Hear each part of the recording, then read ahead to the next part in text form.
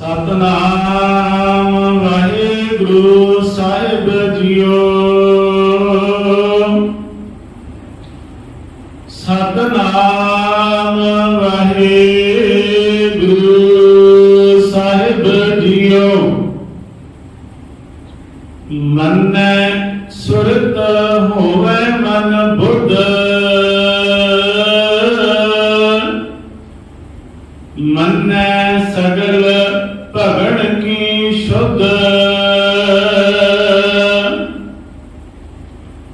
ਮਨੈ ਸੁਰਤ ਹੋਵੇ ਮਨ ਬੁੱਧ,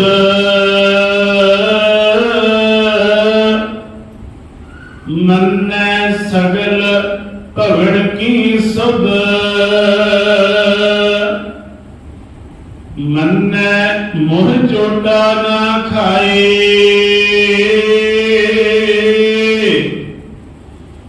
ਮਨੈ ਜਮ ਕੈ ਸਾਥ ਨ ਜਾਏ।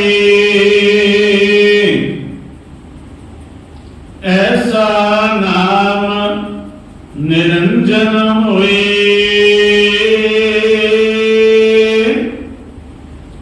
ਜੇ ਕੋ ਮਨ ਜਾਣੈ ਮਨ ਕੋਏ। ਐਸਾ ਨਾਮ ਨਿਰੰਜਨ ਹੋਏ,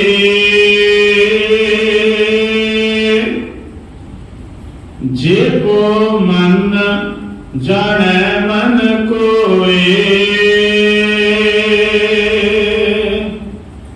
ਵਾਹਿਗੁਰੂ ਜੀ ਕਾ ਖਾਲਸਾ, ਵਾਹਿਗੁਰੂ ਜੀ ਕੀ ਫਤਿਹ। ਪਰਮ ਅਤੇ ਸਨਮਾਨਯੋਗ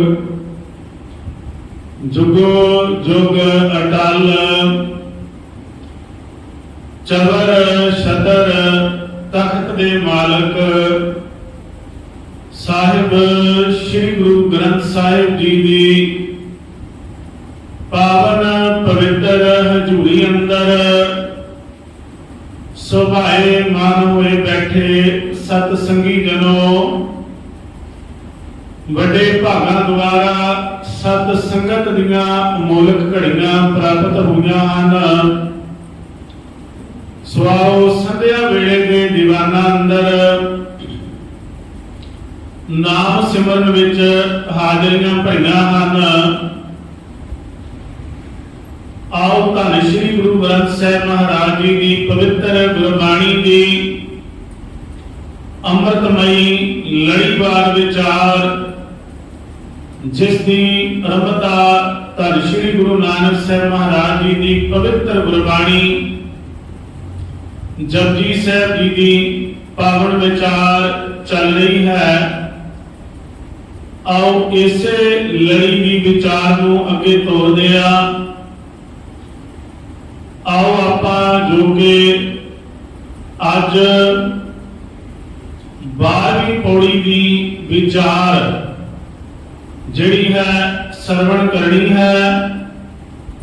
ਸਤਿਗੁਰੂ ਪਾਤਸ਼ਾਹ ਮਹਾਰਾਜ ਜੀ ਦੇ ਪਾਵਨ ਚਰਨਾਂ ਵਿੱਚ ਬੈਠ ਕਰਕੇ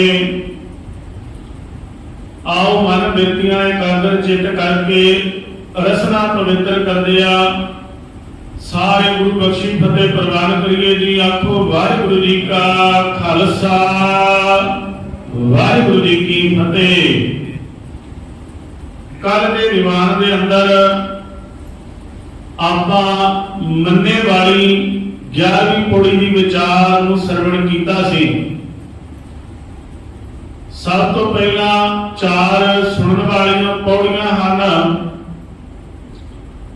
ਸੁਣਨ ਦੇ ਨਾਲ ਜਿਹੜੀਆਂ ਬਰਕਤਾਂ ਜਗਿਆਸੂ ਨੂੰ ਹਾਸਲ ਹੁੰਦੀਆਂ ਹਨ, ਸੁਣਨ ਤੋਂ ਅੱਗੇ ਫਿਰ ਮੰਨਣ ਦੀ ਵਿਚਾਰ ਹੈ। ਤੇ ਜਿਨ੍ਹਾਂ ਨੇ ਮੰਨ ਲਿਆ ਹੈ ਉਹਨਾਂ ਦੀ ਅਵਸਥਾ ਨੂੰ ਇਹਨਾਂ ਮੰਨਣ ਵਾਲੀਆਂ 4 ਪੌੜੀਆਂ ਵਿੱਚੋਂ ਪਹਿਲੀ ਵਿੱਚ ਜ਼ਿਕਰ ਕੀਤਾ ਹੈ। ਹੁਣ ਜਿਹੜੀਆਂ ਅਗਲੇਰੀਆਂ 3 ਪੌੜੀਆਂ ਹਨ ਉਹਨਾਂ ਵਿੱਚ ਮੰਨੇ ਸ਼ਬਦ ਨਹੀਂ ਹੈ, ਉਹਨਾਂ ਵਿੱਚ ਮੰਨੈ ਆਵੇਗਾ। ਮਨੈ ਸੁਰਤ ਹੋਵੇ ਮਨ ਬੁੱਧ। ਇਸੇ ਤਰ੍ਹਾਂ ਮੰਨੈ ਤਰੈ ਤਾਰੇ ਗੁਰ ਸਿੱਖ। ਸੋ ਇਸੇ ਤਰ੍ਹਾਂ ਅਗਲੇਰੀਆਂ 3 ਪੌੜੀਆਂ ਮੰਨੇ ਦੀਆਂ ਹਨ। ਪਹਿਲੀ ਪੌੜੀ ਮੰਨੇ ਦੀ ਹੈ। ਮੰਨੇ ਤੋਂ ਭਾਵ ਹੈ ਜਿਹੜਾ ਮੰਨ ਲੈਂਦਾ ਹੈ, ਉਸ ਦੀ ਹਾਲਤ ਨੂੰ ਬਿਆਨ ਕੀਤਾ ਹੈ। ਇਹ ਅਸਲ ਵਿੱਚ ਉਸ ਅਵਸਥਾ ਨੂੰ ਆਖਿਆ ਹੀ ਨਹੀਂ ਜਾ ਸਕਦਾ। ਮੰਨੇ ਕੀ ਗੱਲ ਕਹੀ ਨਾ ਜਾਏ, ਜੇ ਕੋ ਕਹੈ ਪਿਛੈ ਪਛਤਾਏ। ਜਿਹੜਾ ਕੋਈ ਵੀ ਰੱਬੀ ਉਪਦੇਸ਼ ਨੂੰ, ਉਸ ਪਰਮਾਤਮਾ ਦੇ ਹੁਕਮ ਨੂੰ ਮੰਨ ਲੈਂਦਾ ਹੈ ਤੇ ਉਸ ਦੀ ਜਿਹੜੀ ਅਵਸਥਾ ਬਣਦੀ ਹੈ, ਉਸ ਦਾ ਬਿਆਨ ਨਹੀਂ ਕੀਤਾ ਜਾ ਸਕਦਾ। ਹੁਣ ਇਹ ਤਾਂ ਹੈ ਮੰਨਣ ਵਾਲੇ ਦੀ ਹਾਲਤ। ਅੱਜ ਜਿਹੜਾ ਸਤਿਗੁਰੂ ਪਾਤਸ਼ਾਹ ਜੀ ਨੇ ਉਪਦੇਸ਼ ਕੀਤਾ ਹੈ ਕਿ ਮੰਨਣ ਦੇ ਨਾਲ ਕੀ ਕੁਝ ਵਾਪਰਦਾ ਹੈ, ਇਹ ਪਹਿਲੀ ਪੌੜੀ ਦੇ ਵਿੱਚ ਵਿਚਾਰ ਆਈ ਹੈ। ਮੰਨੈ ਸੁਰਤ ਹੋਵੇ ਮਨ ਬੁੱਧ। ਇਹਨਾਂ ਪੌੜੀਆਂ ਵਿੱਚ ਇੱਕ ਹੋਰ ਵਿਸ਼ੇਸ਼ਤਾ ਹੈ ਕਿ ਅਖੀਰ ਤੇ ਇੱਕੋ ਸ਼ਬਦ ਉੱਪਰ ਜ਼ੋਰ ਦਿੱਤਾ ਗਿਆ ਹੈ। ਸੁਣਨ ਵਾਲੀਆਂ 4 ਪੌੜੀਆਂ ਵਿੱਚ ਇੱਕ ਸ਼ਬਦ ਸਮਾਨਾਂਤਰ ਆਇਆ ਸੀ। ਨਾਨਕ ਭਗਤਾਂ ਸਦਾ ਵਿਗਾਸ, ਸੁਣਿਆ ਦੁਖ ਪਾਪ ਕਾ ਨਾਸ। ਇਹਨਾਂ 4 ਪੌੜੀਆਂ ਵਿੱਚ ਇਹ ਸਮਾਨਾਂਤਰ ਸ਼ਬਦ ਹੈ। ਐਸਾ ਨਾਮ ਨਿਰੰਜਨ ਹੋਏ, ਜੇ ਕੋ ਮਨ ਜਾਣੈ ਮਨ ਕੋਏ। ਜੇ ਕੋਈ ਮੰਨ ਕੇ ਉਸ ਪਰਮਾਤਮਾ ਨੂੰ ਜਾਣ ਲੈਂਦਾ ਹੈ ਤੇ ਉਸ ਦੇ ਹਿਰਦੇ ਅੰਦਰ ਐਸੇ ਪਰਮਾਤਮਾ ਦਾ ਨਾਮ ਪ੍ਰਗਟ ਹੁੰਦਾ ਹੈ ਜਿਹੜਾ ਨਿਰੰਜਨ ਹੈ, ਜਿਹੜਾ ਵਿਸ਼ੇ ਵਿਕਾਰਾਂ ਦੀ ਕਾਲਖ ਤੋਂ ਰਹਿਤ ਹੈ। ਸਤਿਗੁਰੂ ਪਾਤਸ਼ਾਹ ਕਿਰਪਾਲਤਾ ਕਰਦੇ ਹਨ। ਮੰਨੈ ਸੁਰਤ ਹੋਵੇ ਮਨ ਬੁੱਧ। ਮੰਨਣ ਦੇ ਨਾਲ ਸੁਰਤ ਅਤੇ ਮਨੁੱਖ ਦੀ ਜਿਹੜੀ ਸੁਰਤੀ ਹੈ ਉਹ ਉੱਚੀ ਹੁੰਦੀ ਹੈ। ਮਨ ਬੁੱਧ, ਮਨ ਅਤੇ ਬੁੱਧੀ ਪਵਿੱਤਰ ਹੋ ਜਾਂਦੀ ਹੈ ਤੇ ਸੁਰਤ ਉੱਚੀ ਹੋ ਜਾਂਦੀ ਹੈ। ਦੋ ਸ਼ਬਦ ਇਕੱਠੇ ਹਨ। ਇਹਨਾਂ ਦੋਨਾਂ ਸ਼ਬਦਾਂ ਦੀ ਵਿਚਾਰ ਭਾਵੇਂ ਵੇਖਣ ਨੂੰ ਸਮਾਨ ਲੱਗਦੀ ਹੈ, ਪਰ ਦੋਨਾਂ ਵਿੱਚ ਫਰਕ ਹੈ। ਮਨ ਦੇ ਅਰਥ ਹਨ ਵਿਚਾਰਾਂ ਦਾ ਸੰਗ੍ਰਹਿ। ਬੁੱਧ ਦਾ ਅਰਥ ਹੈ ਪਰਖ। ਹੁਣ ਜਦੋਂ ਅਸੀਂ ਅਰਦਾਸ ਵਿੱਚ ਪੜ੍ਹਦੇ ਹਾਂ, ਸਿੱਖਾਂ ਦਾ ਮਨ ਨੀਵਾ, ਮਤ ਉੱਚੀ। ਮਤ ਉੱਚੀ ਦਾ ਜ਼ਿਕਰ ਕੀਤਾ ਹੈ, ਮਨ ਉੱਚੇ ਦਾ ਜ਼ਿਕਰ ਨਹੀਂ ਮਿਲਦਾ ਸਾਨੂੰ, ਕਿਉਂਕਿ ਮਨ ਹਮੇਸ਼ਾ ਨੀਵਾ ਰਹਿਣਾ ਚਾਹੀਦਾ ਹੈ। ਸਿੱਖਾਂ ਦਾ ਮਨ ਨੀਵਾ, ਮਤ ਉੱਚੀ, ਕਿਉਂਕਿ ਮਨ ਦਾ ਸੁਭਾਅ ਹੈ ਕਿ ਇਹ ਜ਼ਿਆਦਾ ਉਚਾਈਆਂ ਵੱਲ ਨਹੀਂ ਜਾਂਦਾ ਹੈ। ਮਨ ਦਾ ਸੁਭਾਅ ਹੈ ਇਹ ਹੰਕਾਰੀ ਬਿਰਤੀ ਨੂੰ ਛੇਤੀ ਪਕੜ ਕਰਦਾ ਹੈ। ਮਨ ਬੁੱਧ ਜਿਹੜੀ ਵਿਚਾਰ ਹੈ ਉਸ ਦੀ ਪਰਖ ਬੁੱਧੀ ਕਰਦੀ ਹੈ। ਹੁਣ ਵਿਚਾਰ ਉੱਚਾ ਵੀ ਹੋ ਸਕਦਾ ਹੈ ਤੇ ਵਿਚਾਰ ਨੀਵਾਂ ਵੀ ਹੋ ਸਕਦਾ ਹੈ, ਪਰ ਬੁੱਧੀ ਜਿਹੜੀ ਹੈ ਉਸ ਵਿਚਾਰ ਨੂੰ ਕਰਮ ਦਿੰਦੀ ਹੈ। ਜੇਕਰ ਮਤ ਉੱਚੀ ਹੋਈ ਤਾਂ ਉਹਨੇ ਵਿਚਾਰ ਜੇਕਰ ਉੱਚੇ ਹਨ ਉਹਨਾਂ ਨੂੰ ਕਰਮ ਦਿਸ਼ਾ ਦੇ ਦੇਣੀ ਹੈ। ਜੇਕਰ ਮਤ ਬੁੱਧੀ ਨਿਮਾਣ ਵਾਲੀ ਹੋਈ ਤਾਂ ਉਹਨੇ ਜਿੰਨੇ ਵੀ ਨੈਗੇਟਿਵ ਥੋਟ ਪਕੜ ਵਿੱਚ ਆਉਂਦੇ ਹਨ ਉਹਨਾਂ ਨੂੰ ਕਰਮ ਅੰਜਾਮ ਦੇ ਦੇਣਾ ਹੈ। ਮਨ ਬੁੱਧ, ਮਨ ਵਿਚਾਰਾਂ ਦਾ ਸੰਗ੍ਰਹਿ ਹੈ ਤੇ ਬੁੱਧੀ ਇਹਨਾਂ ਵਿਚਾਰਾਂ ਦੀ ਪਰਖ ਹੁੰਦੀ ਹੈ। ਹੁਣ ਜ਼ਰੂਰੀ ਨਹੀਂ ਕਿ ਜਿਸ ਬੰਦੇ ਦਾ ਮਨ ਉੱਚਾ ਹੋਵੇ ਉਸ ਦੀ ਸੁਰਤੀ ਵੀ ਉੱਚੀ ਹੋਵੇਗੀ। ਮਨ ਉੱਚਾ ਹੋਣ ਦੇ ਨਾਲ ਕਦੀ ਵੀ ਸੁਰਤ ਤੇ ਬੁੱਧੀ ਮਤ ਉੱਚੀ ਜਿਹੜੀ ਹੈ ਨਹੀਂ ਹੋ ਸਕਦੀ। ਬਾਬਾ ਫਰੀਦ ਸਾਹਿਬ ਜੀ ਨੇ ਇੱਕ ਉਦਾਹਰਨ ਦੇ ਕੇ ਗੱਲ ਨੂੰ ਸਪਸ਼ਟ ਕੀਤਾ ਸੀ। फिरदी फिरदी दे दिशा जल पर्वत बन राए जिथे डिठा मृत को इल बैठी आए। हुण बाबा जी ने इत्थे उदाहरण दिती सी कि पैर नूं तां उच्ची इल भी बहुत उड़दी है। इल दा उच्चा उड़ना इस गल दा कदी भी प्रमाण नहीं है कि इहदा जिहड़ी सुरती है वो भी बड़ी उच्ची होवेगी। उच्ची गल करनी, उच्चे विचार रखने, असल विच इस गल दा सबूत नहीं है कि मनुख दा जीवन आचरण भी उच्चा होवेगा। इल बहुत ऊंचाइयां नूं छूंदी है, पर इल दी जिहड़ी मत है, जिहड़ी बुद्धि है, वो हमेशा किस ते टिकी हुंदी है? जिथे मरिया होया पशु पिया है। उड़दी सब तो उच्ची है, पर बुद्धि किथे टिकाई हुई है? जिथे कोई मरिया होया पशु, मरिया जानवर पिया है। फिरदी फिरदी दे दिशा जल पर्वत बन राए जिथे डिठा मृत को, जिथे उन्हें मृतक शरीर वेख्या उथे ही इल दा ध्यान टेक जांदा है। उच्चे विचार रखने, उच्चियां गल्लां करनियां, उच्चे जीवन का बखावा करना, इस गल का कभी भी ये प्रमाण नहीं है कि मनुख की मत भी उच्ची होगी। हुण पातशाह ने इत्थे जिहड़ा जिक्र कीता है मन बुद्ध, मन दे विच जिहड़े विचार चलदे हन, बुद्धि उन्हां दी परख करनी है। वेखो जेकर मत ते बुद्धि उच्ची है तां उन्हें जिहड़ा है ਜਿਹੜੇ ਪੋਜ਼ਿਟਿਵ ਵਿਚਾਰ ਜਨਮ ਲੈਂਦੇ ਨੇ, ਜਿਹੜੇ ਸਕਾਰਾਤਮਕ ਬਿਰਤੀਆਂ ਹਨ, ਜਿਹੜੀ ਪਰਮਾਰਥਵਾਦੀ ਸੋਚ ਹੈ, ਬੁੱਧੀ ਨੇ ਉਸ ਨੂੰ ਹੀ ਕਰਮ ਦੇਣਾ ਹੈ। ਤੇ ਜੇਕਰ ਬੁੱਧੀ ਨਿਵਾਣ ਬਲ ਹੈ, ਬੁੱਧੀ ਜਿਹੜੀ ਹੈ ਉੱਚੀ ਨਹੀਂ ਹੈ, ਪਰ ਉੱਚੀ ਨਹੀਂ ਹੈ, ਤਾਂ ਉਹਦੇ ਵਿੱਚ ਮਨੁੱਖ ਜਿਹੜਾ ਹੈ ਨਕਾਰਾਤਮਕ ਸੋਚ ਦਾ ਧਾਰੀ ਬਣ ਜਾਂਦਾ ਹੈ।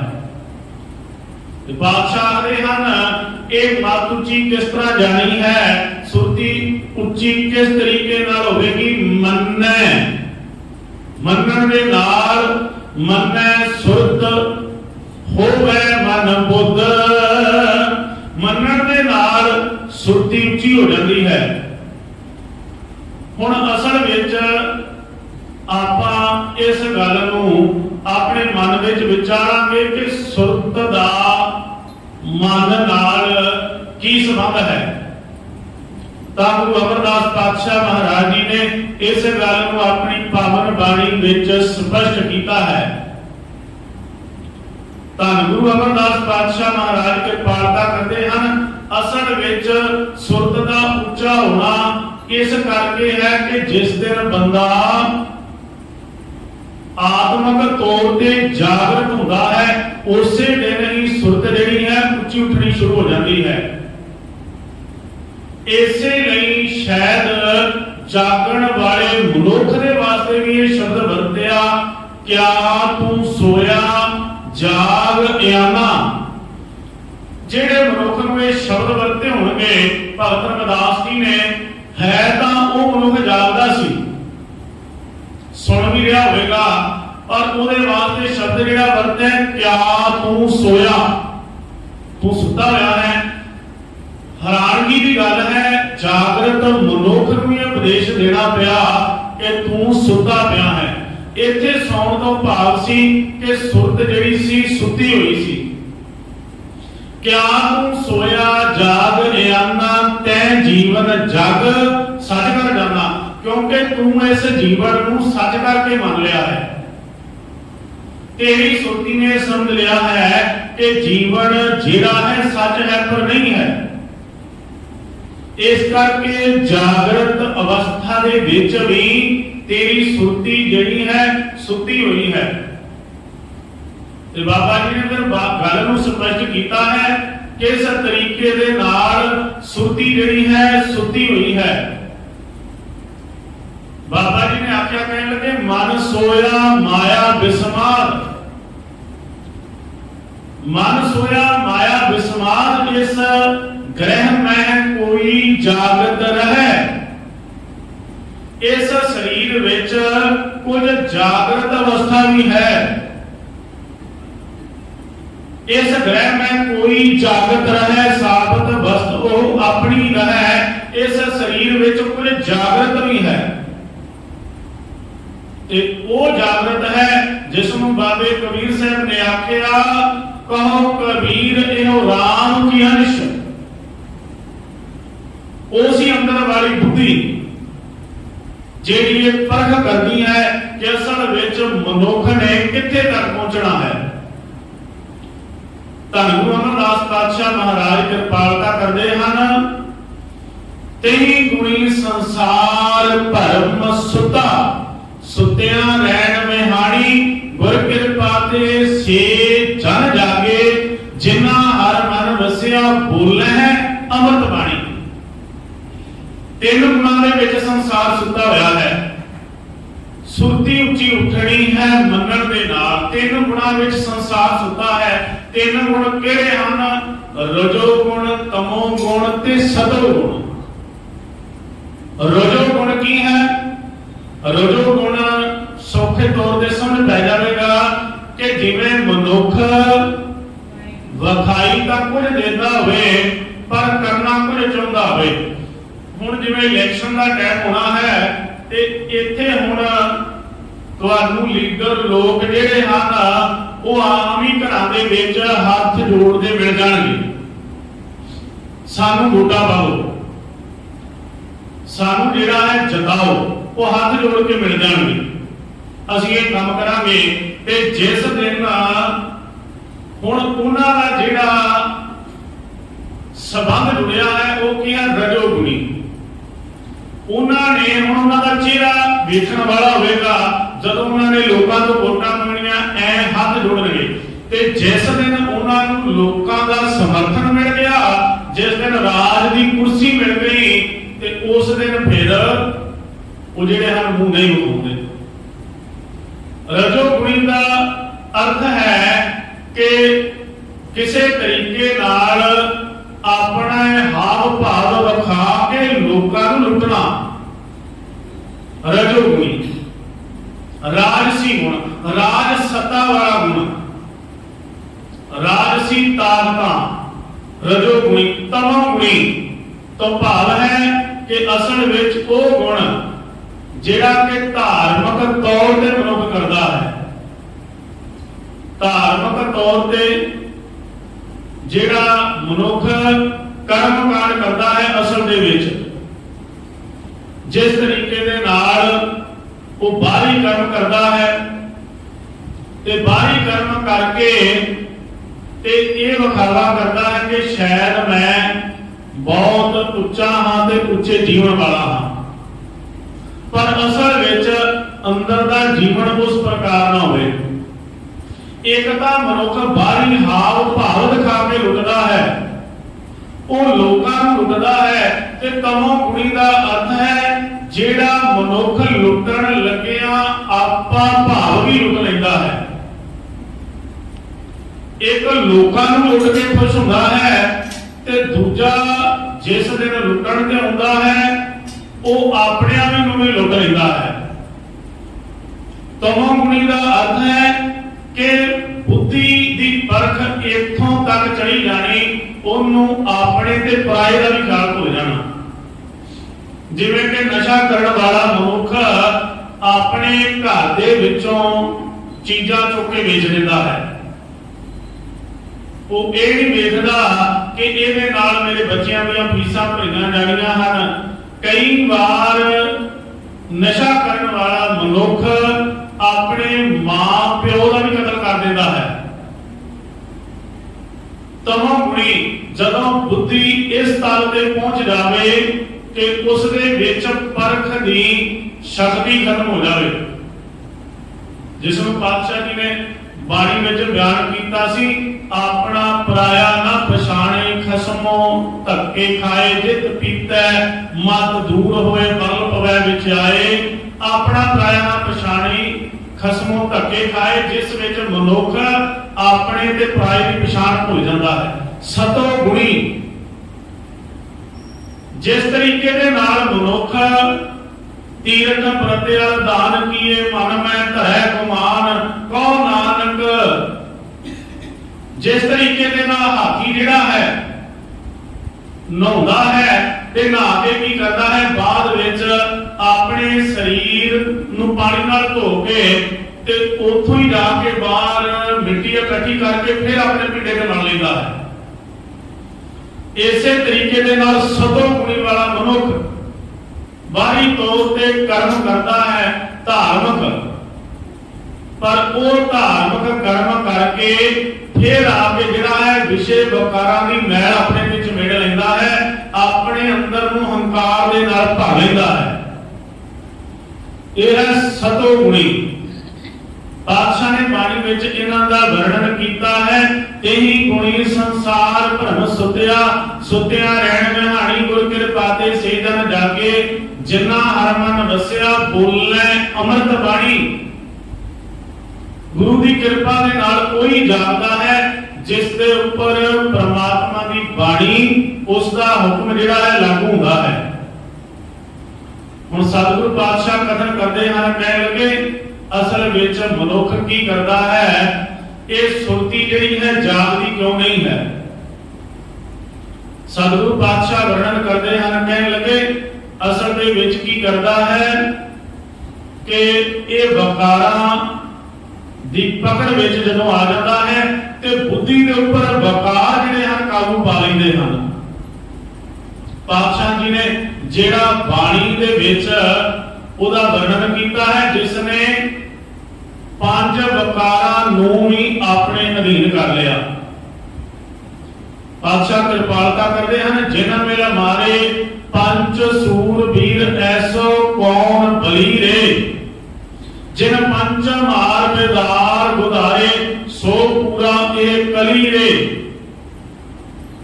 असल विच जिन्हें पंज वकारां दे उपर काबू पा लिया है ते अपनी बुद्धि दे उपर अपने विचारां दे उपर काबू पाउण वाले मनुख दी सुरती जिहड़ी है उच्चा उठना शुरू हो जाती है। मनै सुरत होवे मन बुद्ध, जिस दिन सुरती उच्ची उठ जाती है, जिस दिन बुद्धि की परख उच्ची हो जाती है, ते उस दिन जिहड़े कर्म करता है, देखो हुण उन्हां कर्मां दे विच भी जिहड़ा है पहला नालों तब्दीली आ जाती है।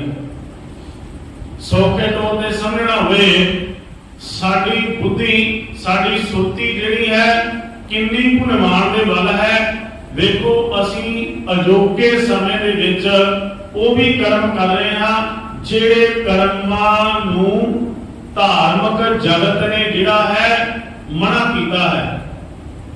साडे विच अजे भी जिहड़ा है अपने घर दे विच देखण दी जिहड़ी साडी अवस्था है, असी लड़के ते लड़की विच आज भी फर्क महसूस करते हैं। साडी वेखण दी आज भी हस्पतालां दे विच ਇਹ ਉਹਨਾਂ ਨੂੰ ਲਿਖ ਕੇ ਲਾਉਣਾ ਪੈਂਦਾ ਹੈ ਕਿ ਇੱਥੇ ਭਰੂਣ ਦਾ ਟੈਸਟ ਨਹੀਂ ਕੀਤਾ ਜਾਂਦਾ। ਇਹ ਅੱਜ ਵੀ ਹਸਪਤਾਲਾਂ ਵਿੱਚ ਲਿਖ ਕੇ ਲਾਉਣਾ ਪੈਂਦਾ ਹੈ। ਕਿਉਂ ਲਾਉਣਾ ਪੈਂਦਾ ਹੈ? ਕਿਉਂਕਿ ਲੋਕੀ ਉੱਥੇ ਟੈਸਟ ਕਰਵਾਉਣਾ ਚਾਹੁੰਦੇ ਹਨ। ਸਾਡੀ ਸੁਰਤ ਦੇ ਵਿੱਚ ਅਜੇ ਇਹ ਗੱਲ ਪਕੜ ਵਿੱਚ ਨਹੀਂ ਆਈ ਹੈ। ਰੱਬੀ ਦਾਤ ਪਿੱਛੇ ਜਾ ਕੇ ਪਿਛਲੀਆਂ ਪੌੜੀਆਂ ਵਿੱਚ ਆਪਾਂ ਇਸ ਗੱਲ ਦਾ ਵਰਣਨ ਵੀ ਕੀਤਾ ਸੀ। ਗਾਵੇ ਕੋ ਦਾਤ ਜਾਣੈ ਨਿਸ਼ਾਨ, ਰੱਬੀ ਦਿੱਤੀਆਂ ਦਾਤਾਂ ਦਾ ਸ਼ੁਕਰਾਨਾ ਕਰਨ ਵਾਲਾ ਹੀ ਅਸਲ ਵਿੱਚ ਹੁਕਮ ਤੇ ਰਜ਼ਾ ਦੀ ਪਾਲਣਾ ਕਰਦਾ ਹੈ। ਅੱਜ ਵੀ ਹਸਪਤਾਲਾਂ ਵਿੱਚ ਇਹ ਲਿਖ ਕੇ ਲਾਉਣਾ ਪੈਂਦਾ ਹੈ। ਵੇਖੋ ਜਿਹੜੀ ਮਸ਼ੀਨ ਬਣੀ ਹੋਵੇਗੀ, ਜਿਹੜੀ ਸਾਇੰਸਦਾਨ ਡਾਕਟਰ ਨੇ ਮਸ਼ੀਨ ਪੈਦਾ ਕੀਤੀ ਹੋਵੇਗੀ, ਬਣਾਈ ਹੋਵੇਗੀ, ਉਹ ਇਸ ਕਰਕੇ ਬਣਾਈ ਹੋਵੇਗੀ ਕਿ ਬੱਚੇ ਦੇ ਸੰਸਾਰ ਵਿੱਚ ਆਉਣ ਤੋਂ ਪਹਿਲਾਂ ਉਹਦੀਆਂ ਬਿਮਾਰੀਆਂ ਬਾਰੇ, ਉਹਦੀਆਂ ਕਮੀਆਂ ਬਾਰੇ ਪਤਾ ਲੱਗ ਸਕੇ ਤੇ ਬੱਚੇ ਦਾ ਜਨਮ ਲੈਣ ਤੋਂ ਪਹਿਲਾਂ ਮਾਂ ਦੇ ਗਰਭ ਵਿੱਚ ਇਲਾਜ ਚੱਲ ਸਕੇ। ਜਦੋਂ ਬੰਦੇ ਨੂੰ ਪਤਾ ਲੱਗਿਆ ਹੋਵੇਗਾ ਕਿ ਡਾਕਟਰ ਨੂੰ ਸਭ ਪਤਾ ਲੱਗ ਜਾਂਦਾ ਹੈ ਤਾਂ ਉਹਨੇ ਪੁੱਛਿਆ ਹੋਵੇਗਾ, ਫਿਰ ਉਸ ਨੂੰ ਲੜਕੇ ਤੇ ਲੜਕੀ ਦਾ ਵੀ ਪਤਾ ਚੱਲ ਜਾਂਦਾ ਹੈ ਤਾਂ ਡਾਕਟਰ ਨੇ ਪੁੱਛਿਆ ਹੋਵੇਗਾ ਇਹ ਕਿਉਂ ਪੁੱਛ ਰਿਹਾ ਹੈ, ਤਾਂ ਉਸਨੇ ਉੱਥੇ ਰੁਪਈਆਂ ਦੀ ਢੇਰੀ ਕਰ ਦਿੱਤੀ ਹੋਵੇਗੀ। ਮੇਜ਼ ਦੇ ਉੱਤੇ ਜਦੋਂ ਰੁਪਈਏ ਧਰੇ, ਜੇ ਤਾਂ ਡਾਕਟਰ ਦੀ ਸੁਰਤੀ ਉੱਚੀ ਹੋਵੇਗੀ ਤਾਂ ਮਨਾ ਕਰ ਦੇਵੇਗਾ, ਜੇਕਰ ਸੁਰਤ ਨਿਵਾਣ ਵੱਲ ਹੈ ਤਾਂ ਉਹ ਉੱਥੇ ਰੁਪਈਆਂ ਵਸ ਪੈ ਕੇ ਇੱਕ ਸੰਸਾਰ ਵਿੱਚ ਆਉਣ ਵਾਲੇ ਜੀਵ ਨੂੰ ਇੱਕ ਇੱਕ ਟੁਕੜਾ ਕਰਕੇ ਕੱਟ ਕੇ ਪਹਿਲੇ ਖਤਮ ਕਰ ਦਿੰਦਾ ਹੈ। ਸਾਡੀ ਅਜੋਕੇ ਸਮੇਂ ਦੇ ਵਿੱਚ ਵੀ ਜਿਹੜੀ ਸੁਰਤੀ ਹੈ, ਅਸੀਂ ਕਈ ਧੀਆਂ ਦੇ ਕਾਤਲ ਹਾਂ। ਕਿੰਨਾ ਫਿਰ ਮਨੁੱਖ ਆਖਦਾ ਹੈ ਮੈਂ ਪਾਪ ਨਹੀਂ ਕੀਤਾ, ਮੈਂ ਤੇ ਕਿਸੇ ਜੀਵ ਦੀ ਹੱਤਿਆ ਨਹੀਂ ਕੀਤੀ, ਮੈਂ ਜੀਵਾਂ ਦਾ ਕਾਤਲ ਨਹੀਂ ਹਾਂ, ਮੈਂ ਮਾਸ ਨਹੀਂ ਖਾਂਦਾ। ਵੇਖੋ ਇੱਥੇ ਧੀਆਂ ਦੇ ਕਤਲ ਭੁੱਖਾਂ ਵਿੱਚ ਕਰਵਾਉਣ ਵਾਲੇ ਵੀ ਆਖਦੇ ਹਨ ਮੈਂ ਕਾਤਲ ਨਹੀਂ ਹਾਂ। ਅਜੋਕੇ ਸਮੇਂ ਵਿੱਚ ਵੀ ਮਨੁੱਖ ਨੂੰ 21ਵੀਂ ਸਦੀ ਵਿੱਚ ਪਹੁੰਚ ਕੇ ਇਸ ਦੇਸ਼ ਵਿੱਚ ਹਸਪਤਾਲਾਂ ਵਿੱਚ ਇਹ ਲਿਖ ਕੇ ਲਾਉਣਾ ਪੈ ਰਿਹਾ ਹੈ ਤੇ ਅਸੀਂ ਆਖਦੇ ਹਾਂ ਫਿਰ ਬਾਹਰਲੇ ਦੇਸ਼ ਜਿਹੜੇ ਹਨ ਉਹ ਚੰਗੇ ਹਨ। ਇਸੇ ਕਰਕੇ ਸ਼ਾਇਦ ਚੰਗੇ ਨੇ, ਉੱਥੇ ਇਸ ਗੱਲ ਵਿੱਚ ਫਰਕ ਨਹੀਂ ਕੀਤਾ ਜਾਂਦਾ। ਸ਼ਾਇਦ ਕਈ ਵਾਰ ਤਾਂ ਇਹ ਵੇਖਣ ਵਿੱਚ ਮਿਲਦਾ ਹੈ ਕਿ ਬਾਣੀ ਨੂੰ ਜੇ ਚੰਗੀ ਤਰ੍ਹਾਂ ਸਮਝ ਕੇ ਅਪਣਾਇਆ ਤੇ ਉਹ ਵਿਦੇਸ਼ ਦੇ ਲੋਕਾਂ ਨੇ ਅਪਣਾਇਆ, ਕਿਉਂਕਿ ਉਹਨਾਂ ਵਿੱਚ ਤਾਂ ਮਨੁੱਖੀ ਸਰੀਰ ਵਿੱਚ ਕੋਈ ਫਰਕ ਨਹੀਂ ਸਮਝਿਆ ਜਾਂਦਾ। ਉੱਥੇ ਸਾਰਾ ਕੁਝ ਰੱਬੀ ਦਿੱਤੀ ਦਾਤ ਤੇ ਨਿਰਭਰ ਕਰਦਾ ਹੈ। ਸਾਡੇ ਇਹ ਜਿਹੜੇ ਵਿਤਕਰੇ ਹਨ, ਵੇਖੋ ਸਾਡੇ ਗੁਰਬਾਣੀ ਦੇ ਵਿੱਚ ਵੀ ਇਹਨਾਂ ਚੀਜ਼ਾਂ ਦਾ ਜ਼ਿਕਰ ਕੀਤਾ ਹੈ। ਪਾਤਸ਼ਾਹ ਜੀ ਨੇ ਸੁਰਤੀ ਉੱਚੀ ਉੱਠਣੀ ਕਿਸ ਤਰੀਕੇ ਨਾਲ ਹੈ, ਜਦੋਂ ਅਸੀਂ ਆਪਣੇ ਗੁਰੂ ਦੀ ਗੱਲ ਨੂੰ ਮੰਨਣ ਤੇ ਜ਼ੋਰ ਦਿੱਤਾ। ਮੰਨੈ ਸੁਰਤ ਹੋਵੇ ਮਨ ਬੁੱਧ, ਮੰਨੈ ਸਗਲ ਭਵਨ ਕੀ ਸ਼ੁੱਧ। ਵੇਖੋ ਇੱਥੇ ਭਵਨ ਸ਼ਬਦ ਹੈ, ਭਵਨ ਨਹੀਂ ਹੈ। ਬਾਵੇ ਦੇ ਕੇ ਨਾਮ ਆਇਆ ਹੈ। ਭਵਨ ਦਾ ਅਰਥ ਇੱਥੇ ਖੰਡਾ ਬ੍ਰਹਮੰਡਾਂ ਤੋਂ ਵੀ ਲਿਆ ਹੈ ਤੇ ਭਵਨ ਦਾ ਅਰਥ ਸਰੀਰ ਵੀ ਹੈ। ਮੰਨੈ ਸਗਲ ਭਵਨ ਕੀ ਸ਼ੁੱਧ, ਮੰਨਣ ਦੇ ਨਾਲ ਸਾਰੇ ਇਹ ਸਰੀਰ ਰੂਪੀ ਭਵਨ ਦੀ ਸੋਝੀ ਪ੍ਰਾਪਤ ਹੋ ਜਾਂਦੀ ਹੈ। ਮੰਨਣ ਦੇ ਨਾਲ ਸਾਰੇ ਬ੍ਰਹਮੰਡ ਦਾ ਗਿਆਨ ਮਨੁੱਖ ਜਿਹੜਾ ਹੈ ਹਾਸਲ ਕਰ ਲੈਂਦਾ ਹੈ। ਅਗਲੇਰੀ ਪੌੜੀ ਵਿੱਚ ਜਾ ਕੇ ਇਹਦਾ ਵਿਸਥਾਰ ਹੋ ਜਾਵੇਗਾ। ਜਦੋਂ ਅਸੀਂ ਇਹਨਾਂ ਪੌੜੀਆਂ ਤੇ ਪਹੁੰਚੇ, ਪੰਜ ਪਰਵਾਨ ਪੰਜ ਪ੍ਰਧਾਨ, ਪੰਚੇ ਪਾਵੈ ਦਰਗੇ ਮਾਨ, ਪੰਚੇ ਸੋਹੈ ਦਰਾ ਜਾਨ, ਪੰਚਾਂ ਕਾਹ ਵੇਖ ਧਿਆਨ। ਫਿਰ ਜਦੋਂ ਇਸ ਪੌੜੀ ਤੇ ਤਲ ਦੇ ਮਨੁੱਖ ਨੇ ਪਹੁੰਚਣਾ ਹੈ ਤਾਂ ਫਿਰ ਉਹਨਾਂ ਭਵਨਾਂ ਦਾ ਬਕਾਇਦਾ ਜ਼ਿਕਰ ਵੀ ਮਿਲ ਜਾਣਾ ਹੈ। ਪਾਤਸ਼ਾਹ ਕਿਰਪਾਲਤਾ ਕਰਦੇ ਹਨ, ਮੰਨੈ ਸਗਲ ਭਵਨ ਕੀ ਸ਼ੁੱਧ। ਸਾਰੇ ਭਵਨਾਂ ਦੀ ਸੋਝੀ ਕਿਵੇਂ ਪਵੇਗੀ? ਫਿਰ ਬੁੱਧੀ ਇੱਥੇ ਪਹੁੰਚ ਜਾਵੇਗੀ ਕਿ ਮਨੁੱਖ ਇਸ ਅਵਸਥਾ ਦਾ ਮਾਲਕ ਬਣ ਜਾਵੇਗਾ। ਸਭ ਮੈਂ ਜੋਤ ਜੋਤ ਹੈ ਸੋਏ, ਤਿਸ ਦਾ ਚਾਨਣ ਸਭ ਮੈਂ ਚਾਨਣ ਹੋਏ।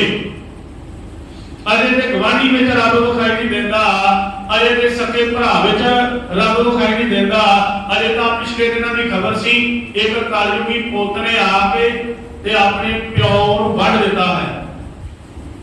ਅਜੇ ਤਾਂ ਘਰ ਦੇ ਜੀਆਂ ਵਿੱਚ ਰੱਬ ਨਹੀਂ ਵਿਖਾਈ ਦਿੰਦਾ ਤੇ ਅਸੀਂ ਰੱਬ ਵਿਖਾਈ ਦੇਣ ਵਾਸਤੇ ਡੇਰਿਆਂ ਵਿੱਚ ਪਹੁੰਚਦੇ ਹਾਂ। ਸ਼ਾਇਦ ਕਿਸੇ ਬਾਬੇ ਵਿੱਚੋਂ ਰੱਬ ਵਿਖਾਈ ਦੇ ਜਾਵੇ, ਸ਼ਾਇਦ ਕਿਸੇ ਸੰਤ ਵਿੱਚੋਂ ਰੱਬ ਵਿਖਾਈ ਦੇ ਜਾਵੇ।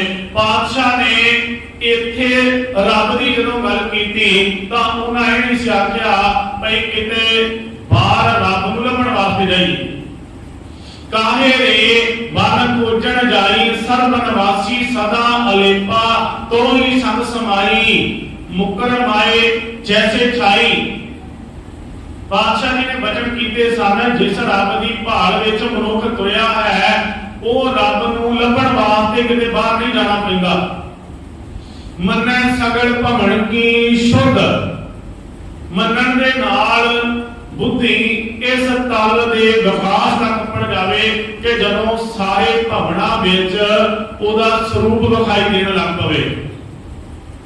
ਮੰਨੈ ਸੁਰਤ ਹੋਵੇ ਮਨ ਬੁੱਧ, ਮੰਨੈ ਸਗਲ ਭਵਨ ਕੀ ਸ਼ੁੱਧ। ਮੰਨੈ ਮੋਹਿ ਚੋਟਾ ਨਾ ਖਾਏ। ਮੰਨਣ ਦੇ ਨਾਲ ਮਨੁੱਖ ਦੇ ਮੂੰਹ ਤੇ ਚੋਟਾਂ ਨਹੀਂ ਪੈਂਦੀਆਂ। ਕਿਹਨਾਂ ਦੀਆਂ ਚੋਟਾਂ? ਜਮਾਂ ਦੀਆਂ ਚੋਟਾਂ। ਇਹ ਜਿਹੜੇ ਜਮ ਹਨ ਦਿਨ ਤੇ ਰਾਤ ਜਿਹੜੇ ਹਨ ਚੋਟਾਂ ਮਾਰਦੇ ਹਨ।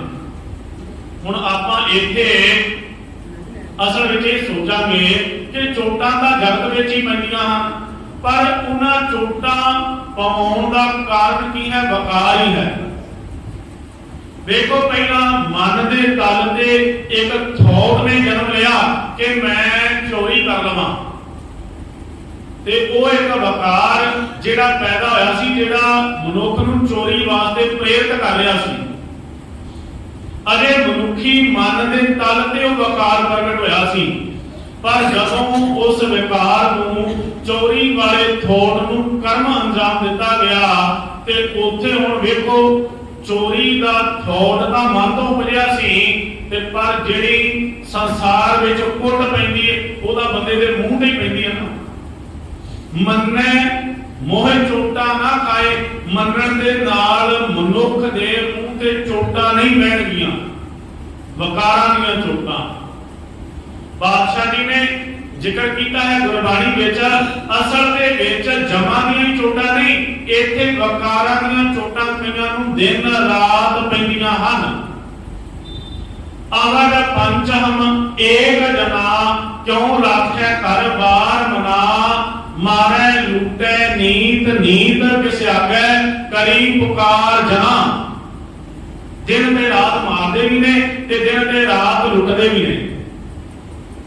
ਅਵਰ ਪੰਚਹਮ ਏਕ ਜਨਾ, ਇਹ ਪੰਜ ਹਨ ਲੁੱਟਣ ਵਾਲੇ, ਝੂਟਾ ਮਾਰਨ ਵਾਲੇ ਪੰਜ ਹਨ, ਤੇ ਮੈਂ ਕੇਵਲ ਇੱਕੋ ਹੀ ਹਾਂ।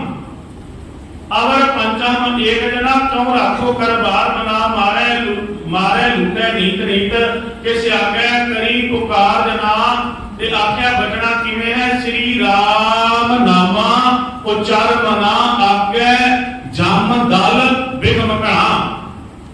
ਬਾਦਸ਼ਾਹ ਨੇ ਆਖਿਆ ਅੱਗੇ ਜਮ ਪੰਜ ਨਹੀਂ ਹਨ, ਇਹਨਾਂ ਪੰਜ ਜਮਾਂ ਦਾ ਪੂਰਾ ਦਲ ਆ ਰਿਹਾ ਹੈ ਚੜ ਕੇ।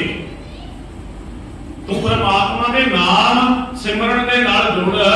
ਅੱਗੇ ਕੇਵਲ ਇੱਕ ਨਹੀਂ ਹੈ, ਅੱਗੇ ਇਹਨਾਂ ਪੰਜ ਵਕਾਰਾਂ ਦੀ ਫੌਜ ਚੜ ਕੇ ਆ ਰਹੀ ਹੈ। ਆਪਾਂ ਪਹਿਲੀ ਪੌੜੀ ਵਿੱਚ ਸਰਵਣ ਕੀਤਾ ਸੀ ਇਸ ਪੌੜੀ ਦੀ ਆਰੰਭਤਾ ਵਿੱਚ, ਜਿਨ ਮਿਲ ਮਾਰੇ ਪੰਜ ਸੂਰਬੀਰ ਐਸੋ ਕੌਣ ਬਲੀ ਰੇ। ਜਿਨ੍ਹਾਂ ਨੇ ਪੰਜ ਵਕਾਰਾਂ ਨੂੰ ਆਪਣੇ ਅਧੀਨ ਕਰ ਲਿਆ, ਅਸਲ ਵਿੱਚ ਉਹ ਇਸ ਜਗਤ ਦੇ ਵੱਡੇ ਸੂਰਮੇ ਹਨ। ਜਿਨ ਪੰਜ ਮਾਰ ਵਿਦਾਰ ਉਦਾਰੇ ਸੋ ਪੂਰਾ ਇਹ ਕਲੀ ਰੇ। ਵੱਡੀ ਕੌਮ ਵਸੈ ਨਹੀਂ ਭਾਜੈ ਮੌਕਮ ਫੌਜ ਹਠਲੀ ਰੇ। ਕਹਿ ਲਗੇ ਵੱਡੀ ਫੌਜ ਹੈ ਇਹਨਾਂ ਪੰਜ ਵਕਾਰਾਂ ਦੀ। ਤੇ ਬਾਦਸ਼ਾਹ ਆਖਦੇ ਹਨ ਸਾਧ ਸੰਗਤ ਮੋਹਿ ਚਲੀ ਰੇ। ਕਹੋ ਨਾਨਕ ਤਿੰਨ ਜਨ ਨਿਰਦਲਿਆ। ਸਾਧ ਸੰਗਤ ਕਹਿ ਚਲੀ ਰੇ, ਕਹਿਣ ਲੱਗੇ ਅਸਲ ਵਿੱਚ ਕਿਹੜਾ ਵੱਡਾ ਹੈ? ਕਹੋ ਨਾਨਕ ਕਿਸ ਜਨ ਨਿਰਦਲਿਆ। ਉਸ ਜਨ ਨੇ, ਉਸ ਭਗਤ ਨੇ ਇਹਨਾਂ ਨੂੰ ਨਿਰਦਲਿਆ ਦਾ ਅਰਥ ਹੈ ਦਲ ਦਿੱਤਾ ਹੈ, ਖਤਮ ਕਰ ਦਿੱਤਾ ਹੈ। ਇਸ ਫੌਜ ਨੂੰ ਕਿਸ ਨੇ? ਸਾਧ ਸੰਗਤ ਕਹਿ ਚਲੀ ਰੇ। ਚਲੀ ਦਾ ਅਰਥ ਹੈ ਆਸਰਾ, ਜਿਹਨੇ ਸਾਧ ਸੰਗਤ ਦਾ ਆਸਰਾ ਲੈ ਲਿਆ ਹੈ। ਕਹੋ ਨਾਨਕ ਤਿਸ ਜਨ ਨਿਰਦਲਿਆ ਸਾਧ ਸੰਗਤ ਕਹਿ ਚਲੀ ਰੇ। ਉਸ ਨੇ ਇਸ ਫੌਜ ਨੂੰ ਜਿਹੜਾ ਹੈ ਦਲ ਦਿੱਤਾ ਹੈ, ਖਤਮ ਕਰ ਦਿੱਤਾ ਹੈ ਵਕਾਰਾਂ ਦੀ ਫੌਜ ਨੂੰ। ਕਿਸ ਨੇ? ਜਿਸ ਨੇ ਸਤ ਸੰਗਤ ਦਾ ਆਸਰਾ ਲੈ ਲਿਆ ਹੈ। ਮੰਨੈ ਮੋਹ ਚੋਟਾ ਨਾ ਖਾਏ।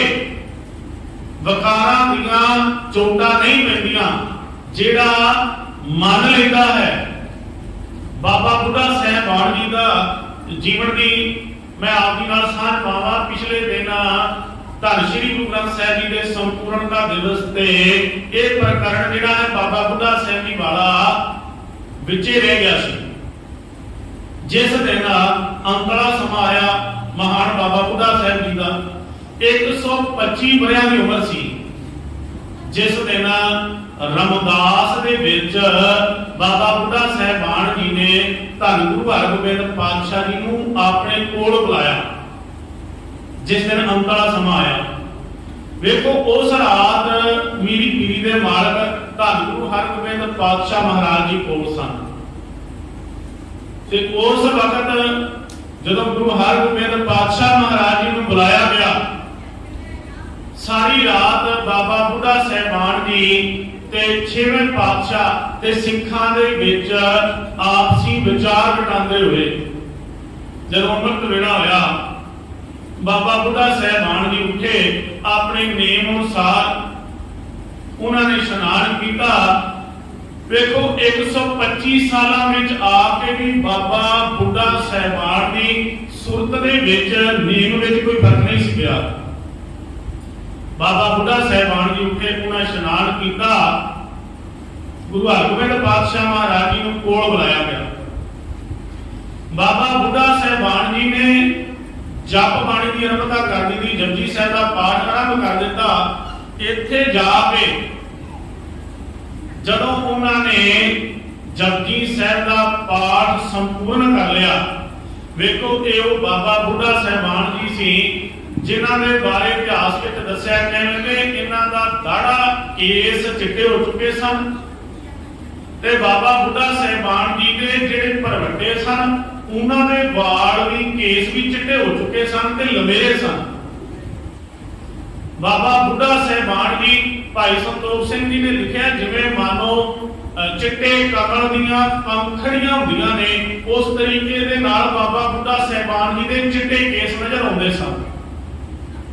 ਇਹ ਉਹ ਬਾਬਾ ਬੁੱਢਾ ਸਾਹਿਬਾਨ ਜੀ ਸਨ ਵੇਖੋ ਜਿਨ੍ਹਾਂ ਨੇ 12 ਸਾਲ ਦੀ ਉਮਰ ਦੇ ਵਿੱਚ ਗੁਰੂ ਦੀ ਸ਼ਰਨ ਗ੍ਰਹਿਣ ਕਰ ਲਈ ਸੀ ਤੇ ਇਹਨਾਂ 12 ਸਾਲਾਂ ਤੋਂ ਲੈ ਕੇ 125 ਵਰਿਆਂ ਤੱਕ ਕਿੰਨੀ ਵਾਰੀ ਗੁਰੂ ਬਚਨ ਇਹਨਾਂ ਨੇ ਮੰਨਿਆ ਹੋਵੇਗਾ। ਇੱਥੇ ਹੁਣ ਜਦੋਂ ਅੰਤਲਾ ਸਮਾਂ ਆਇਆ ਤੇ ਕੋਲ ਪੁੱਤਰ ਵੀ ਬੈਠਾ ਸੀ, ਜਦੋਂ ਜਪਜੀ ਸਾਹਿਬ ਦਾ ਪਾਠ ਸੰਪੂਰਨ ਕਰ ਲਿਆ, ਸ਼ਲੋਕ ਪੜ੍ਹ ਰਹੇ ਸਨ, ਸ਼ਲੋਕ ਪੜ੍ਹ ਕੇ ਆਵਾਜ਼ ਮਾਰੀ, ਕਹਿਣ ਲੱਗੇ, ਬਾਂਹ ਫੜ ਕੇ ਆਖਿਆ, ਭਾਨਿਆ ਉਹਦੇ ਕੋਲ ਆ। ਬਾਬਾ ਬੁੱਢਾ ਸਾਹਿਬਾਨ ਜੀ ਦਾ ਪੁੱਤਰ ਸਨ ਭਾਈ ਭਾਨਾ ਜੀ, ਆਪਣੇ ਪੁੱਤਰ ਦੀ ਬਾਂਹ ਫੜੀ ਤੇ ਗੁਰੂ ਹਰਗੋਬਿੰਦ ਪਾਤਸ਼ਾਹ ਮਹਾਰਾਜ ਜੀ ਨੂੰ ਪਕੜਾ ਦਿੱਤੀ। ਕਹਿਣ ਲੱਗੇ, ਭਾਨਿਆ ਲੈ ਤੇਰੀ ਬਾਂਹ ਮੈਂ ਗੁਰੂ ਹਰਗੋਬਿੰਦ ਪਾਤਸ਼ਾਹ ਜੀ ਨੂੰ ਪਕੜਾ ਚਲਿਆ ਹਾਂ। ਤੇ ਉਸ ਵਕਤ ਆਖਿਆ, ਪਾਤਸ਼ਾਹ ਜਿਵੇਂ ਆਪ ਜੀ ਨੇ ਕਿਰਪਾ ਕਰਕੇ ਮੈਨੂੰ ਦਾਤ ਦਿੱਤਾ ਹੈ ਨਾ, ਤਾਂ ਇਹ ਮੇਰੇ ਪਰਿਵਾਰ ਨੂੰ ਵੀ ਗੁਰਸਿੱਖੀ ਜੀਵਨ ਬਖਸ਼ਣਾ, ਮੇਰੇ ਪਰਿਵਾਰ ਦੀ ਵੀ ਰੱਖਿਆ ਕਰਨੀ। ਉਸ ਵਕਤ ਗੁਰੂ ਹਰਗੋਬਿੰਦ ਪਾਤਸ਼ਾਹ ਜੀ ਨੇ ਆਖਿਆ, ਕਹਿਣ ਲੱਗੇ, ਬਾਬਾ ਜੀ ਇਹ ਵਚਨ ਅਸਲ ਵਿੱਚ ਬਾਬਾ ਬੁੱਢਾ ਸਾਹਿਬਾਨ ਜੀ ਨੇ ਆਖਿਆ, ਪਾਤਸ਼ਾਹ ਆਪ ਜੀ ਨੇ ਹੀ ਤਾਂ ਇਹ ਹੁਕਮ ਸਮਝਾਇਆ ਹੈ, ਇਹ ਸਿਖਾਇਆ ਹੈ ਤੇ ਆਪ ਜੀ ਦੇ ਇਹ ਵਚਨ ਹਨ, ਜਿਨੀ ਨਾਮ ਧਿਆਇਆ ਗਏ ਮਸਕਤ ਘਾਲ, ਨਾਨਕ ਤੇ ਮੁਖੀ ਡਲੇ ਕੀਤੀ ਛੁੱਟੀ ਨਾਲ। ਜਿਨ੍ਹਾਂ ਨੇ ਨਾਮ ਜਪਿਆ ਹੈ ਉਹ ਕੇਵਲ ਇਕੱਲੇ ਆਪ ਹੀ ਨਹੀਂ ਤਰੇ, ਉਹਨਾਂ ਦੇ ਨਾਲ ਵਾਲੇ ਹੀ ਤਰ ਗਏ ਨੇ ਤੇ ਪਾਤਸ਼ਾਹ ਕਿਰਪਾਲਤਾ ਕਰਿਆ ਜੇ ਇਸ ਪਰਿਵਾਰ ਦੇ ਵੀ ਸਿਰ ਤੇ ਮੇਰੇ ਭਰਿਆ ਰੱਖਣਾ। ਭਾਈ ਭਾਨਾ ਜੀ ਦੀ ਬਾਂਹ ਗੁਰੂ ਹਰਗੋਬਿੰਦ ਪਾਤਸ਼ਾਹ ਨੂੰ ਪਕੜਾਈ ਤੇ ਸ਼ਲੋਕ ਪੜ੍ਹ ਕੇ ਜਿਉਂ ਹੀ ਬਾਬਾ ਬੁੱਢਾ ਸਾਹਿਬਾਨ ਜੀ ਨੇ ਮੱਥਾ ਟੇਕਿਆ ਗੁਰੂ ਹਰਗੋਬਿੰਦ ਪਾਤਸ਼ਾਹ ਜੀ ਦੇ ਚਰਨਾਂ ਤੇ, ਐਸਾ ਸੀਸ ਝੁਕਾਇਆ, ਫਿਰ ਮੁੜ ਨਹੀਂ ਝੁਕਿਆ। ਤੇ ਉਹ ਜਿਹੜੀ ਜੋਤ ਸੀ ਗੁਰੂ ਹਰਗੋਬਿੰਦ ਪਾਤਸ਼ਾਹ ਜੀ ਦੇ ਹਿਰਦੇ ਵਿੱਚ ਸਮਾ ਗਈ। ਉਸ ਵਕਤ ਇਤਿਹਾਸਕਾਰ ਨੇ ਲਿਖਿਆ ਹੈ, ਕਹਿੰਦੇ ਜਦੋਂ ਬਾਬਾ ਬੁੱਢਾ ਸਾਹਿਬਾਨ ਜੀ ਨੂੰ ਲਿਜਾਇਆ ਗਿਆ ਚਿਖਾ ਦੇ ਉੱਪਰ ਲਿਜਾਣ ਵਾਸਤੇ, ਕਹਿਣਗੇ ਜਿੱਥੇ ਤੱਕ ਚਿਖਾ ਤੱਕ ਨਹੀਂ ਲੱਭਣ ਕੇ ਗੁਰੂ ਹਰਗੋਬਿੰਦ ਪਾਤਸ਼ਾਹ ਜੀ ਨੇ ਮੋਢਾ ਦਿੱਤਾ ਤੇ ਕਹਿਣਗੇ ਜਦੋਂ ਸਾਹਿਬ ਬੁੱਢੇ ਜਾਤਰੀ ਚਿਖਾ ਉੱਪਰ ਦੇ ਹਰਗੋਬਿੰਦ ਦੇ ਨੀਰ ਤੇ ਹਰਗੋਬਿੰਦ ਕੇ ਨੀਰ ਤੇ ਚਲਿਓ ਨੀਰ ਅਸਨੇ। ਕਹਿਣਗੇ ਗੁਰੂ ਹਰਗੋਬਿੰਦ ਪਾਤਸ਼ਾਹ ਜੀ ਦੇ ਨੇਤਰਾਂ ਵਿੱਚ ਜਲ ਨਹੀਂ ਸੀ ਆਇਆ ਤੇ ਕਹਿਣ ਲੱਗੇ ਕਿੰਨਾ ਪਿਆਰਾ ਸਿੱਖ ਹੋਵੇਗਾ ਜਿਹਦਾ ਅੰਤਲਾ ਸਮਾਂ ਵੇਖ ਕੇ ਗੁਰੂ ਦੇ ਨੇਤਰਾਂ ਦੇ ਵਿੱਚ ਵੀ ਜਲ ਆ ਗਿਆ ਸੀ। ਵੇਖੋ ਇੱਕ ਰੋਣਾ ਉਹ ਹੈ, ਵਾਲੇਵੇ ਕਾਰਨ ਬਾਬਾ ਰੋਈਆ ਰੋਵਣ ਸਗਲ ਵਿਕਾਰੋ। ਇੱਕ ਰੋਣਾ ਉਹ ਹੈ, ਨਾਨਕ ਰੋਣਾ ਬਾਬਾ ਜਾਣੀਐ, ਜੇ ਰੋਵੇ ਲਾਏ ਪਿਆਰੋ।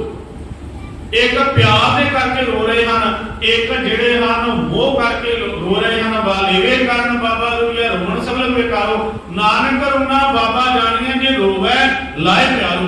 ਉਹ ਪਿਆਰ ਵਿੱਚ ਰੋਣਾ ਸੀ। ਉਹ ਇਹ ਰੋਣਾ ਸੀ ਜਿਸ ਨੂੰ ਬਾਣੀ ਨੇ ਆਖਿਆ ਸੱਜਣ ਮੇਰੇ ਰਤਲੇ ਜਾਏ ਸੁੱਤੇ ਕੀ ਰਾਣ ਹਮ ਭੀਮ ਨਾ ਡੁਬਣੀ ਰੋਵਾ ਚਿੜੀ ਬਾਣ। ਇਹ ਉਹ ਦੁਨਿਆਵੀ ਰੋਣਾ ਨਹੀਂ ਸੀ, ਇਹ ਉਹ ਗੁਰਮੁਖ ਜਾ ਰਿਹਾ ਸੀ ਜਿਸ ਨੇ ਪੰਜ ਵਕਾਰਾਂ ਦੀਆਂ ਚੋਟਾਂ ਨਹੀਂ ਸਨ ਖਾਧੀਆਂ, ਪੰਜ ਵਕਾਰਾਂ ਨੂੰ ਕਾਬੂ ਕੀਤਾ ਹੋਇਆ ਸੀ।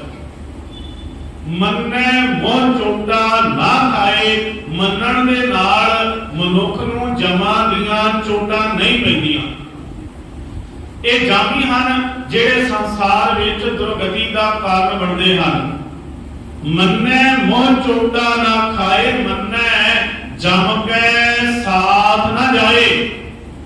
ਮੰਨਣ ਦੇ ਨਾਲ ਮਨੁੱਖ ਜਮਾਂ ਦੇ ਨਾਲ ਨਹੀਂ ਜਾਂਦਾ। ਆਪ ਜੀ ਨੇ ਗੁਰਬਾਣੀ ਵਿੱਚੋਂ ਵੇਖ ਲਿਆ ਹੈ ਕਿ ਅਸਲ ਵਿੱਚ ਜਮ ਕੀ ਹਨ। ਪਾਤਸ਼ਾਹ ਜੀ ਨੇ ਵਕਾਰਾਂ ਨੂੰ ਜਮ ਆਖਿਆ ਹੈ। ਵੇਖੋ ਇੱਕ ਤਾਂ ਮਰਨ ਤੋਂ ਬਾਅਦ ਜਮਾਂ ਦਾ ਜ਼ਿਕਰ ਹੁੰਦਾ ਹੈ, ਗੁਰਬਾਣੀ ਨੇ ਉਸ ਨੂੰ ਵੀ ਮੰਨਿਆ ਹੈ, ਤੇ ਇੱਕ ਜਿਉਂਦੇ ਜੀ ਸਾਡਾ ਜਿਹੜਾ ਜਮਾਂ ਦੇ ਨਾਲ ਮੁਕਾਬਲਾ ਹੁੰਦਾ ਹੈ। ਕੱਲੀ ਅੰਦਰ ਨਾਨਕਾ ਜਿਨ੍ਹਾਂ ਦਾ ਅਵਤਾਰ, ਪੁੱਤ ਜਨੂਰਾ ਧੀ ਜਨੂਰੀ ਜੋਰੂ ਜਿਨ੍ਹਾਂ ਦਾ ਸਿੱਕਦਾਰ। ਕਲਯੁਗ ਦੇ ਅੰਦਰ ਹਰ ਇੱਕ ਮਨੁੱਖ ਉਹ ਜਮ ਹੈ ਜਿਹੜਾ ਮਨੁੱਖ ਨੂੰ ਭਟਕਾ ਕੇ ਗੁਰੂ ਤੋਂ ਪਰਮਾਤਮਾ ਤੋਂ ਦੂਰ ਲੈ ਜਾਵੇ। ਸਤਿਗੁਰੂ ਪਾਤਸ਼ਾਹ ਆਖਦੇ ਹਨ ਆਕੇ ਜਮ ਦਲ ਬਿਕਮ ਕਣਾ, ਸ੍ਰੀ ਰਾਮ ਨਾਮਾ ਉਚਰਨ ਨਾ। ਪਰਮਾਤਮਾ ਦੇ ਨਾਮ ਸਿਮਰਨ ਨੂੰ ਉਚਾਰਨ ਕਰਨਾ ਸ਼ੁਰੂ ਕਰ, ਪਰਮਾਤਮਾ ਦੇ ਨਾਮ ਸਿਮਰਨ ਨਾਲ ਜੁੜਨਾ ਕਰ, ਕਿਉਂਕਿ ਸਤਿਗੁਰੂ ਪਾਤਸ਼ਾਹ ਆਖਦੇ ਹਨ ਮੰਨੈ ਜਮ ਕੇ ਸਾਥ ਨਾ ਜਾਏ। ਮੰਨਣ ਦੇ ਨਾਲ ਜਮਾਂ ਦੇ ਨਾਲ ਨਹੀਂ ਜਾਵੇਗਾ।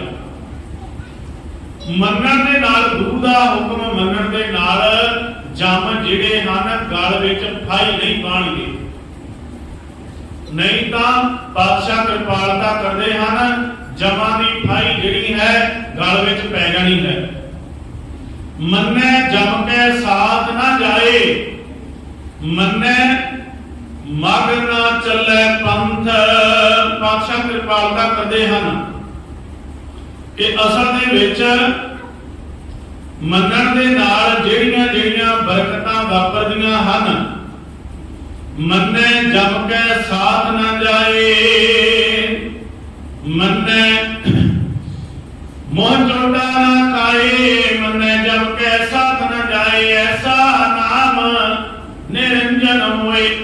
ਵੇਖੋ ਨਿਰੰਜਨ ਸ਼ਬਦ ਦੋ ਵਾਰ ਆਇਆ ਹੈ। ਇੱਕ ਤੇ ਸੁਖਮਨੀ ਸਾਹਿਬ ਜੀ ਦੇ ਵਿੱਚ ਅੰਜਨ ਦਾ ਅਰਥ ਗਿਆਨ ਵੀ ਕੀਤਾ ਗਿਆ ਹੈ, ਤੇ ਅੰਜਨ ਦਾ ਸ਼ਬਦ ਕਾਰਕ ਵੀ ਕੀਤਾ ਜਾਂਦਾ ਹੈ। ਜਦੋਂ ਸੁਖਮਨੀ ਸਾਹਿਬ ਵਿੱਚ ਆਉਂਦਾ ਹੈ ਉੱਥੇ ਗਿਆਨ ਦਾ ਸੂਚਕ ਹੈ। ਗਿਆਨ ਅੰਜਨ ਗੁਰ ਦੀਆ, ਅਗਿਆਨ ਅੰਧੇਰ ਵਿਨਾਸ਼। ਇੱਥੇ ਹੁਣ ਅੰਜਨ ਗਿਆਨ ਦੇ ਨਾਲ ਲੱਗਾ ਹੈ। ਭਾਵ ਜਦੋਂ ਗੁਰੂ ਨੇ ਗਿਆਨ ਦਾ ਸੁਰਮਾ ਦਿੱਤਾ, ਅੰਜਨ ਦਾ ਅਰਥ ਵੈਸੇ ਇੱਥੇ ਵੀ ਸੁਰਮਾ ਹੀ ਹੈ, ਤੇ ਜਿੱਥੇ ਜਾ ਕੇ ਨਿਰੰਜਨ ਹੁੰਦਾ ਹੈ ਉੱਥੇ ਅੰਜਨ ਤੋਂ ਭਾਵ ਹੈ ਕਾਲਕ, ਕਾਲਕ ਰੂਪੀ ਸੁਰਮਾ। ਸੁਖਮਨੀ ਸਾਹਿਬ ਵਿੱਚ ਅੰਜਨ ਦਾ ਅਰਥ ਹੈ ਉਹ ਸੁਰਮਾ, ਜਿਵੇਂ ਸੁਰਮਾ ਮਨੁੱਖ ਦੀ ਨਜ਼ਰ ਤੇਜ਼ ਕਰਦਾ ਹੈ, ਇਸੇ ਤਰ੍ਹਾਂ ਗਿਆਨ ਰੂਪੀ ਸੁਰਮਾ ਜਦੋਂ ਗੁਰੂ ਦਿੰਦਾ ਹੈ ਤੇ ਅਗਿਆਨਤਾ ਜਿਹੜੀ ਹੈ ਉਹ ਖਤਮ ਕਰ ਦਿੰਦਾ ਹੈ। ਗਿਆਨ ਅੰਜਨ ਗੁਰ ਦੀਆ, ਅਗਿਆਨ ਅੰਧੇਰ ਵਿਨਾਸ਼। ਹਰ ਕਿਰਪਾ ਤੇ ਸੰਤ ਭੇਟਿਆ ਨਾਨਕ ਮਨ ਪ੍ਰਗਾਸ।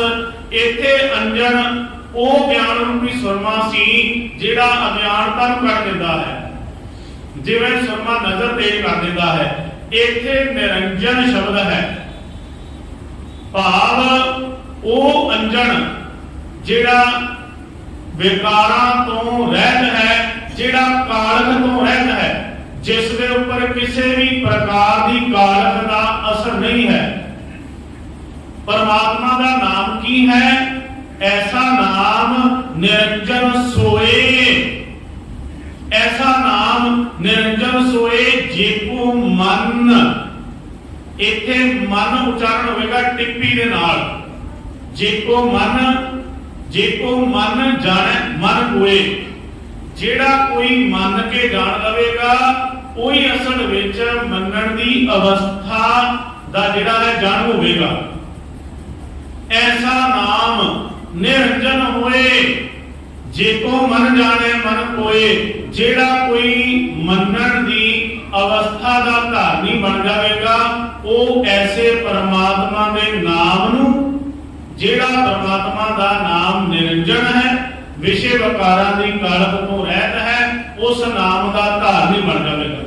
ਵੇਖੋ ਇਹਨਾਂ ਜਿਹੜੀਆਂ ਬਾਕੀ ਰਹਿੰਦੀਆਂ ਦੋ ਪੌੜੀਆਂ ਹਨ ਮੰਨਣ ਦੀਆਂ, ਉਹਨਾਂ ਦੇ ਵਿੱਚ ਵੀ ਇਹ ਜਿਹੜੀ ਅਖੀਰਲੀ ਵਿਚਾਰ ਹੈ ਸੇਮ ਆਵੇਗੀ ਕਿ ਜਿਹੜਾ ਐਸਾ ਪਰਮਾਤਮਾ ਦੇ ਨਾਮ ਦਾ ਧਾਰਨੀ ਬਣ ਜਾਂਦਾ ਹੈ, ਜਿਹੜਾ ਪਰਮਾਤਮਾ ਦਾ ਹੁਕਮ ਮੰਨ ਲੈਂਦਾ ਹੈ ਸੁਣ ਕੇ, ਉਹੀ ਉਸ ਪਰਮਾਤਮਾ ਦੇ ਨਾਮ ਦੇ ਨਾਲ ਜੁੜਦਾ ਹੈ।